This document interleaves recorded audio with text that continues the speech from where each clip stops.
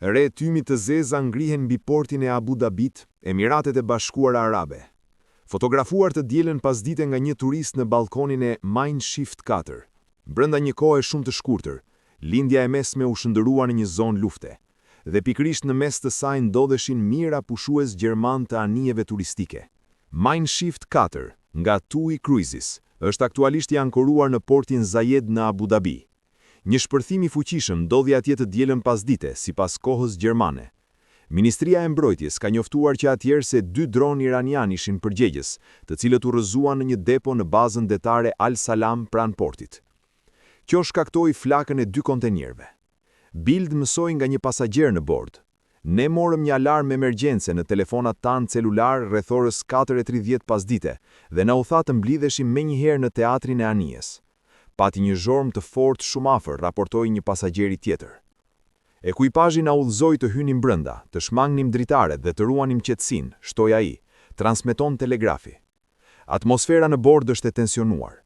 Shumë pasagjerë, përfshirë shumë familje me fëmijë, po humbasin ngadalë qetësinë, panik të qara, frikë nga përplasje të mëtejshme, dhe askush nuk e di se si ose kur do të dalim nga këtu. Udhëtimet shtatditore me anijen Magjia e Orientit, me anijen Mein Shift 4, zakonisht përfshin ndalesat e mëposhtme: Dubai, Abu Dhabi, Kasab, Muscat, Doha dhe Dubai. Çmimet fillojnë nga 899 euro për person për një kabinë standard e dyshe. Një total prej 6 anijesh turistike janë aktualisht të ankoruara në Dubai, Abu Dhabi dhe Doha, kryeqytetin e Katarit. Përveç Mein Shift 4, një tjetër anije e TUI, Mein Shift 5, është gjithashtu e ankoruar në Doha. Gjithashtu në Dubai janë MSC Euribia nga MSC Cruises, Celestial Discovery dhe Celestial Journey nga Celestial Cruises dhe Aroya nga Aroya Cruises. Linja turistike kanë anuluar tashmë disa udhëtime dhe po punojnë me autoritetet lokale dhe partnerët ndërkombëtar për të siguruar sigurinë e të gjithëve në bord.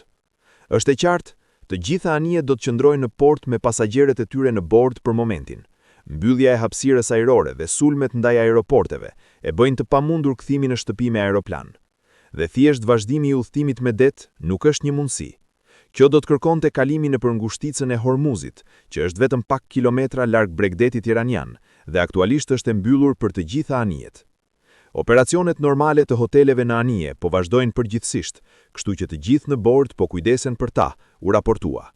Atmosfera midis pasagjerëve është e tensionuar. Pas sulmit me raket, kapiteni urdhëroi të gjithë pasagjerët të mblidheshin së bashku brenda anijes. Kuvertat dhe balkonet e jashtme mbeten të mbyllura. Megjithatë, edhe organizimi në anije po lavdërohet. Menaxheri për ushqim, pije e tjerë po kërkon tashmë nga familjet të raportojnë nevojat e tyre për pudër, pelena e tjerë, për të mundur të sillet në bord një furnizim për një javë. E njëjta gjë vlen edhe për ilaçet, që mjeku i anijes nuk i ka në magazin, e shpjegoi një pasagjer për Bild. Çfarë ndodh më pas? TUI Cruises thotë se situata dinamike e bën të pamundur çdo parashikim të besueshëm. Ata aktualisht varen nga informacionet nga linjat ajrore për të përcaktuar atë nëse ose kur do të zhvillohen fluturimet kthimore. Kompania deklaron mëtej: "Ne e dim se shumë njerëz aktualisht janë të shqetësuar për antarët e familjes dhe miqtë e tyre në bord. Siguria e mysafirëve dhe ekuipazhit ton është gjithmonë përparësia jon. Të gjitha nisjet në rajon anullohen deri me 2 mars dhe të përfshirë. Nuk mund të rezervohen udhëtime mëtejshme me anije në Orient në faqen e internetit të Mein Shift për asnjë datë pas kësaj date. Vizitorët e prekur do të marrin një rimbursim të plot apo një zbritje të 10% kur të rirezervojnë në një udhëtim tjetër me anije.